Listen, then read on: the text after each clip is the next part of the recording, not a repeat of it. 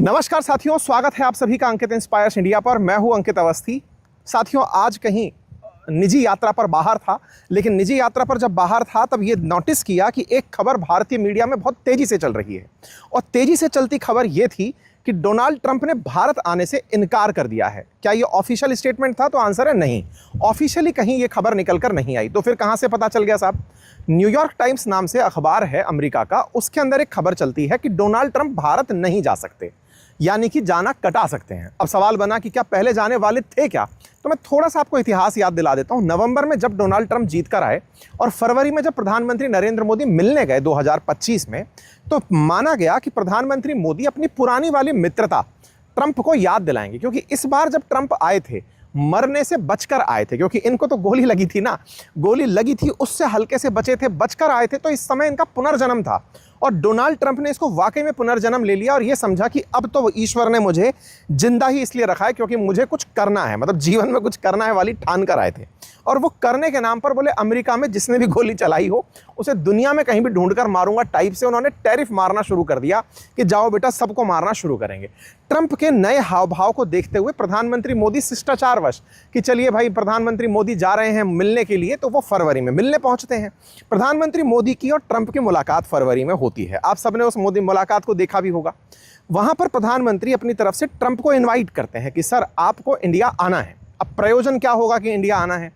Invite करने का प्रयोजन था क्वाड की समिट। अच्छा, ये क्वाड क्या है? क्वाड का मतलब होता है चार, है ना, मतलब डबल ट्रिपल क्वाड, कुछ इस तरह से आप समझ सकते हैं। चार क्वाड मीटिंग, चार का मतलब हुआ चार लोगों की मीटिंग्स प्रस्तावित थी भारत में। कौन से चार लोग थे? ऑस्ट्रेलिया था, जापान था, इंडिया था और अमेरिका था। ये चार देश हर साल मिलते हैं। पुरानी कहानी है, 2007 में इनफॉर्मल मीटिंग का पहली बार प्लान बना था शिंजो आबे के कहने पर। शिंजो आबे जापान के पूर्व प्रधानमंत्री जो अब नहीं रहे, उन्हें जिन्हें गोली लग गई थी, शिंजो आबे के नेतृत्व में यह डिसाइड हुआ था क्योंकि चाइना से जापान को बड़ा थ्रेट था, ऑस्ट्रेलिया को भी था, और अमेरिका तो कहीं भी डर के बैठा रहता है कि भाई कोई भी दुनिया का बड़ा देश निकल कर बाहर ना आ जाए।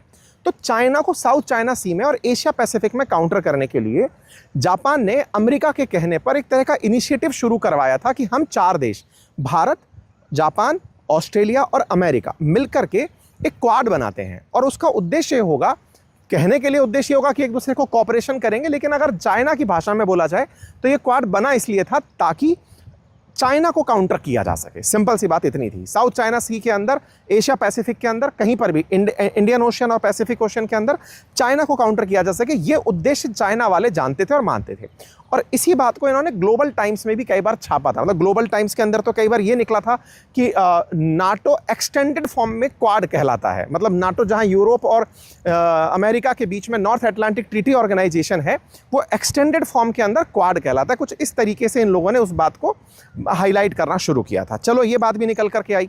तो उद्देश्य अगर अमेरिका की नज़र में देखा जाए तो वो इतना ही था कि भारत को इसलिए साथ लेकर चलना है ताकि चाइना के अगेंस्ट इंडिया पैसिफिक में माहौल बनाकर रखें। ठीक है साहब, इंडिया ने इनवाइट कर दिया। प्रधानमंत्री मोदी ने कहा कि सर आपको क्वाड समिट के अंदर इंडिया आना चाहिए। उन्होंने कहा बिल्कुल एक्सेप्टेड है, और ये बाकायदा न्यूज़ निकल कर आती है कि यूएस एक्सेप्ट करता है कि उन्हें इंडिया आना है।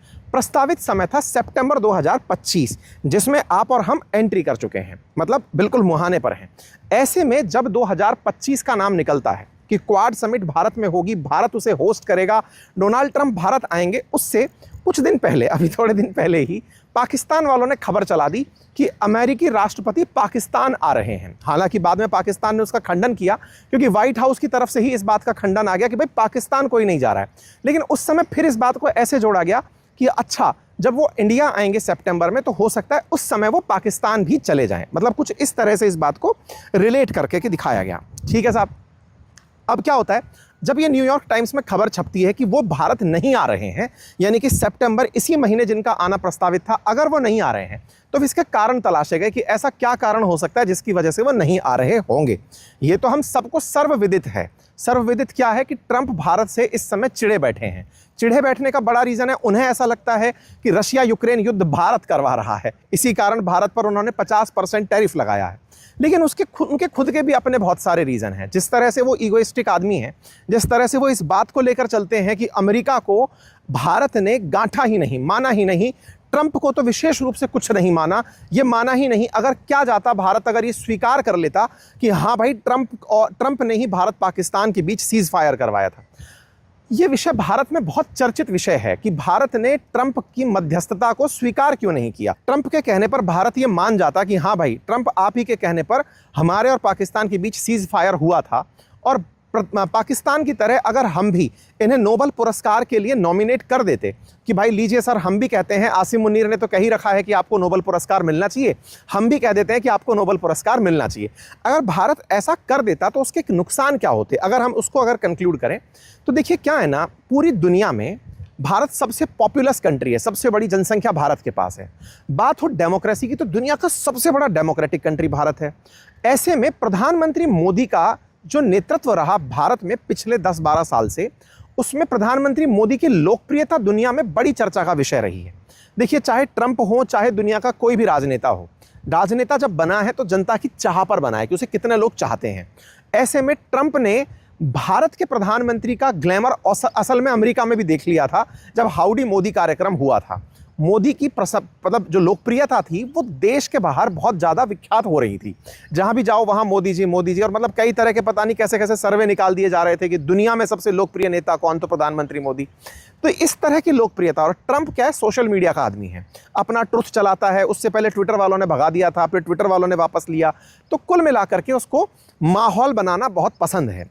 इधर प्रधानमंत्री नरेंद्र मोदी भी लोकप्रियता वाले आदमी हैं। मतलब आप ऐसे समझिए कि ये भी सोशल मीडिया प्रबंधन में बहुत कुशल हैं।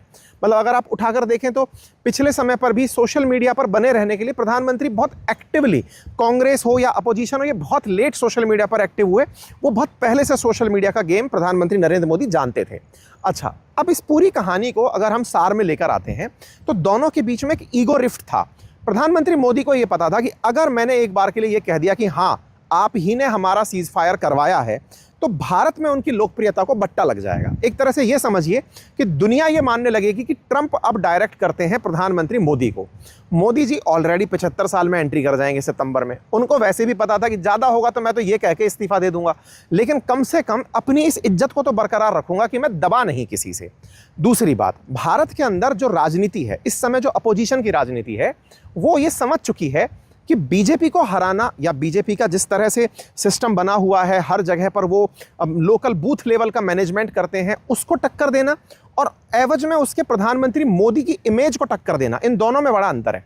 अगर मोदी की इमेज को नुकसान पहुंचता है तो पूरी बीजेपी को नुकसान पहुंचेगा। क्यों?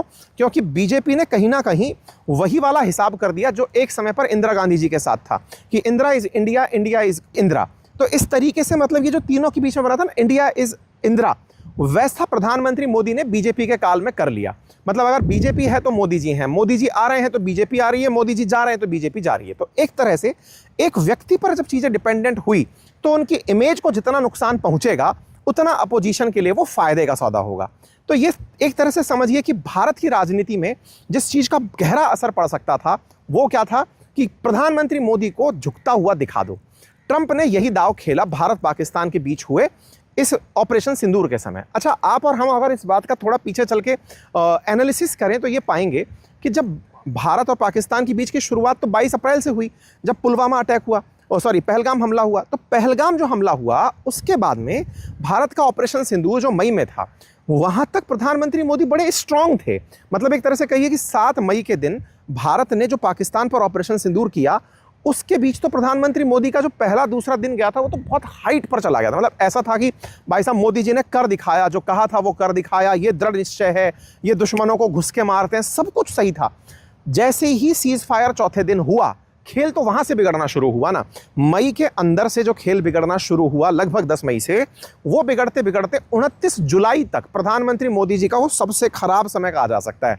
उनकी इमेज पर पहुंचे नुकसान का सबसे खराब समय, जब अपोजिशन बार बार यही कह रहा था कि ट्रंप बोल चुका है 25 बार 30 बार कि आपका हमने सीज फायर कराया, आप स्वीकार क्यों नहीं करते? क्योंकि अपोजिशन ये चाहता था कि मोदी जी आप दुनिया को ये दिखाते हैं कि मैं निर्णय लेता हूं, लेकिन अब आपको ही कोई और आदेश दे रहा है, ये कोई चिल्ला चिल्ला के कह रहा है। प्रधानमंत्री मोदी शुरुआत में चुप रहे क्योंकि वो कालखंड वो था जिस समय भारत अमेरिका से ट्रेड डील कर रहा था, क्योंकि ट्रंप ने सबको अगस्त का टाइम दिया हुआ था कि मैं टैरिफ लगाऊंगा। इंटरेस्टिंग बात क्या थी कि ट्रंप एक बार बार कह रहे थे कि भारत का पाकिस्तान का जो सीज फायर कराया उसके लिए मैंने भारत को ट्रेड डील दी थी। I got that war stopped. Nobody else could have done that. We did a lot of jobs. We did a lot of A lot of wars were stopped that nobody thought would even be possible. And I'll tell you what, the war with India and Pakistan, that was the next level. That was going to be a nuclear war. They already shot down 7 jets. That was raging. And I said, you guys want to do trade? We're not doing any trade. We're not doing anything with you if you keep fighting. You got 24 hours to settle it. They said, well, there's no more war going. And I used that on numerous occasions. Trade, I used other, I used whatever you had to use. But we got 7 of them stopped. मैंने भारत से कहा था कि cease fire करा लो, मैं आपको बढ़िया trade deal दूंगा। अब सोचने की बात यह है कि अगर भारत ट्रंप के कहने से मान गया था तो भाई मई से लेकर के और जुलाई तक भारत और अमेरिका के बीच ट्रेड डील क्यों नहीं हुई? अगर ये बिल्कुल वैसी बात है। ट्रंप का जो कहना था वो झूठ कैसा था, वो प्रूव कैसे होता है? क्योंकि ट्रंप का कहना अगर सही सिद्ध होता, मतलब इसको आप ऐसे समझिए, अगर वो व्यक्ति सही होता तो मई में ही भारत और अमेरिका की ट्रेड डील हो जानी चाहिए थी। तब ट्रंप निकल के कहते कि हमने ट्रेड डील इसलिए दी थी इनको। उसने ट्रेड डील भी नहीं दी। क्यों? क्योंकि अब इसके पीछे की कहानी देखो। क्या हुआ? कनाडा के अंदर G7 की बैठक हुई थी। ईरान इजराइल का मामला चल रहा था। जब G7 की बैठक हुई तो प्रधानमंत्री मोदी कनाडा गए थे। उधर से ट्रंप निकल लिए थे तुरंत ही और भारत के प्रधानमंत्री को इनवाइट किया कि आप आ जाओ, यहीं बैठकर बात करते हैं, ऑपरेशन सिंदूर का क्रेडिट बांट लेते हैं। पाकिस्तान वाले तो मुझे दे चुके हैं, आप भी दे दो। प्रधानमंत्री मोदी ट्रंप के पास नहीं गए क्योंकि वो ये समझ चुके थे कि आसिम मुनीर को मेरे बगल में बिठाएंगे और कहीं ना कहीं मुझसे ऑन कैमरा ये कहलवा देंगे कि हाँ आप ही हो। भारत ये नहीं चाहता था। प्रधानमंत्री मोदी अमेरिका के राष्ट्रपति का इन्विटेशन त्याग कर उड़ीसा रैली करने चले आए और वहां आकर उन्होंने पब्लिक के सामने कहा कि मैं ट्रंप का इन्विटेशन छोड़कर यहां आया हूं। कहानी क्या थी? कहानी ये थी कि भारत ये जानता था कि ट्रंप तुम मेरे सामने ये कहलवाओगे कि सीज फायर मैंने करवाया, हम ऐसा कहेंगे नहीं। ट्रंप इस बात के लिए लगातार लगे हुए थे कि भारत कह दे कि हाँ आपने सीज फायर करवाया तो जो रशिया यूक्रेन का मामला जिसके चलते ट्रंप की बेइज्जती हो रखी है कि हाँ तुम युद्ध नहीं रुकवा पाए, कम से कम मैं दुनिया को ये बता पाऊंगा कि मैं 2 न्यूक्लियर कैपेबल देशों के बीच में युद्ध रुकवा दिया था। और जब उनके बीच में युद्ध रुकवा दिया तो फिर रशिया यूक्रेन तो क्या ही है। तो ट्रंप अपनी उस हार को, ये बिल्कुल वैसे है कि लड़का यूपीएससी की तैयारी कर रहा था, नहीं निकला, लेकिन सिलेक्शन नहीं हुआ तो अब वो कम से कम कुछ और तो एग्जाम क्वालिफाई करे। अब उसका वो भी नहीं क्वालिफाई हो रहा है। क्वालिफाई के नाम पर कहीं ना कहीं कोई आदमी ये कह दे रहा है भाई साहब नकल किए थे आप तो कुल मिलाकर के ट्रंप की इमेज को बट्टा लग रहा था। ट्रंप इस बात से, क्योंकि जब प्रेसिडेंट बनने से पहले आपने कस्में खाई हों कि मैं एक दिन में रशिया यूक्रेन रुकवा दूंगा, मैं एक दिन के अंदर गाजा पट्टी और इजराइल रुकवा दूंगा, और आप कर नहीं पा रहे हो, तो ये सब चीजें उसकी इमेज पर भयंकर नुकसान पहुंचा रही थी। उसको एक अपॉर्चुनिटी मिली थी, ब्लेसिंग इन डिस्गाइज था भारत पाकिस्तान, जो कि प्री प्लान्ड नहीं था, लेकिन हो गया। तो उसको लगा कि कम से कम यहां से तो एडवांटेज ले लो, लेकिन वो एडवांटेज वो ले नहीं पाया। जब वो एडवांटेज नहीं ले पाया तो उसने सोचा अब इसका क्या हो सकता है, मतलब बेहतर विकल्प क्या है कि भारत को ट्रेड डील के नाम पर डराया जाए कि तुम डरो नहीं तो मैं दुनिया को बता दूंगा, नहीं तो मैं तुम पर ट्रेड डील लगा दूंगा। और भारत इस ट्रेड डील के चलते उसके साथ नेगोशिएशन में रहा लगभग 2 महीने तक। इस बीच में ट्रंप ने देखा कि भारत चुप है, प्रधानमंत्री मोदी बोल नहीं रहे हैं, अपोजिशन उकसा रहा है, तब भी मोदी चुप हो गए हैं, इसका मतलब मोदी डर गए हैं। अब ट्रंप ने जब ये देखा तो उसने कहा चलो अब इनका कुछ और फायदा भी उठा ही लेते हैं, क्योंकि क्या होता है, आप अगर भयभीत हो तो आपको लोग डराने में विश्वास रखते हैं कि डर रहा है ना, चल और डराते हैं। तो और डराया ट्रंप ने ये कहते हुए कि एग्रीकल्चरल गुड्स पर आप जीएम क्रॉप्स को अमेरिका से भारत आने दो, आप डेयरी जो है ना वो आने दो, नॉनवेज मिल्क भारत आने दो। भारत धीरे धीरे ये समझ गया कि ट्रंप को अगर आज हमने ये मोहलत दे दी कि हाँ भाई तेरी वजह से सब हुआ, तो ये तो अगले 4 साल तक भारत को बिल्कुल निचोड़ देगा। मतलब भारत ने ये चीज़ एनालाइज कर ली कि इसको कितना सहन किया जाए, क्योंकि ये हर दिन एक कदम आगे बढ़ाता जा रहा है। ये सोच रहा है कि भारत डर गया।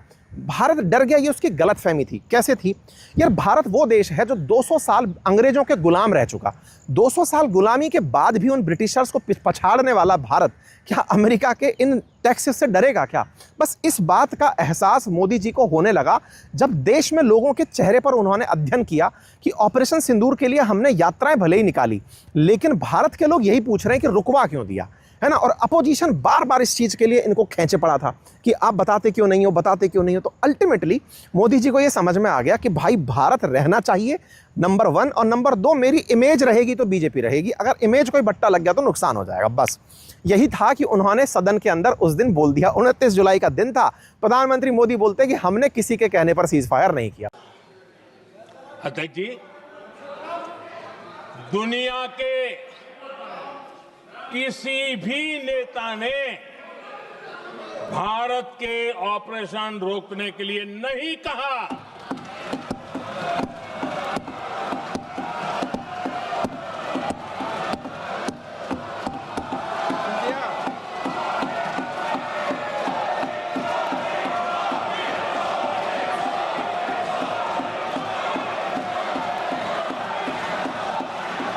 उसी दौरान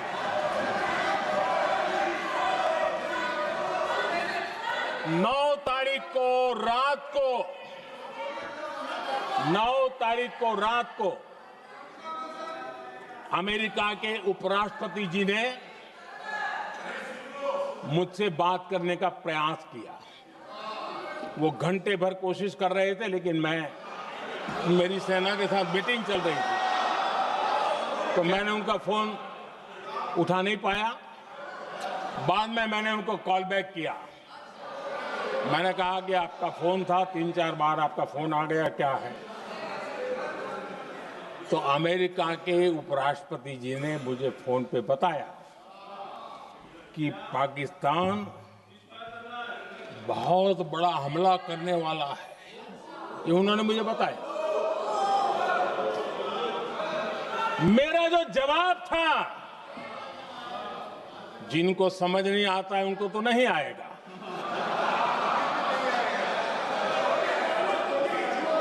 मेरा जवाब था, अगर पाकिस्तान का ये इरादा है तो उसे बहुत महंगा पड़ेगा।